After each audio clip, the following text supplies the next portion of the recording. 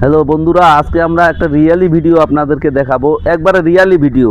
দেখেন যে সূর্যের তাপ, এই তাপে আমরা মনে করছি এই ধান ওঠা বেলচাটা মারে গরম গরম গরম, এই ধান ওঠা বেলচাটা দিয়ে আমরা এখানে ডিম ভাজি করব। ডিম ভাজি করব, দেখি এই রোদের তাপমাত্রায় ডিমটা ভাজা হচ্ছে কিনা। আসুন আমরা ডিমটা ভাজি। বন্ধুরা দেখুন, আমরা কিন্তু তেল দিয়েছি, বর্তমান তেল দিয়েছি। এই ডিমটা দাও, ডিমটা নাও, দেখি ডিমটা নাও। দেখেন বন্ধুরা, দেখা যাক ডিমটা ভাজা যায় কিনা। দেখেন আপনারা,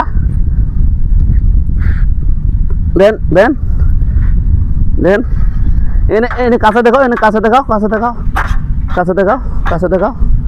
দেখেন দেখেন ডিমটা ভাজা হচ্ছে। দেখেন দেখেন, এনে কাছে দেখাও। হ্যাঁ দেখেন, লবণ দিবা মানে খাইতে হইব তো নাকি? নষ্ট তো করা যাবে না নাকি? নষ্ট করা যাবে না। এই লবণও দিলাম, হয়েছে। আর দেওয়া যাবে না, আর একটু দিতে হবে। হ্যাঁ এই দিলাম, লবণ দিলাম।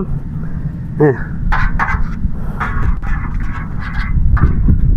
দেখেন দেখেন, ডিমটা আসলে কিন্তু বাঁধা হয়ে গেছে।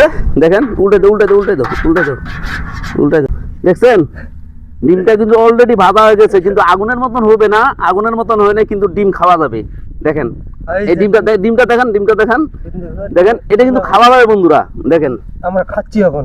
এই দেখেন, এটা কিন্তু খাওয়া যাবে, ভাজা হয়ে গেছে।